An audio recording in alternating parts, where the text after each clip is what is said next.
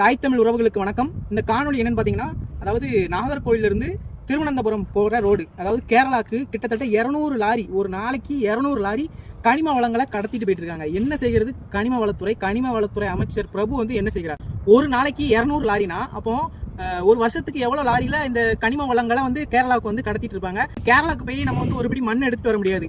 இங்கே தான் நம்ம இயற்கை வளங்கள் வந்து தமிழ்நாட்டில இருந்து தான் கடத்தி கொண்டு போகிறாங்க. இது வந்து இங்குள்ள அரசுகளோ, அதை ஆண்ட அரசோ, இப்போது ஆறுகின்ற அரசோ, எந்த ஒரு அரசும் இது வந்து தடுக்கிறதே கிடையாது. கன்னியாகுமரி, தூத்துக்குடி, தென்காசி, திருநெல்வேலி இந்த 4 மாவட்டத்திலிருந்து கனிம வளங்கள் தினந்தோறும் கேரளாக்கு வந்து கடத்திட்டு இருக்காங்க. இது வந்து இந்த ஆளும் அரசு வந்து வேடிக்கை தான் பார்த்து கொண்டிருக்கிறது. திமுக, அதிமுகவை சேர்ந்த பல நிர்வாகிகள் வந்து இந்த தேவைகளை வந்து இணைஞ்சிருக்காங்க. ஏன்னு பார்த்தீங்கன்னா, தங்களுடைய கல்குவாரிகளையும் மணல் குவாரிகளையும் காப்பாற்றிக் கொள்ள இந்த இணைஞ்சிருக்காங்க.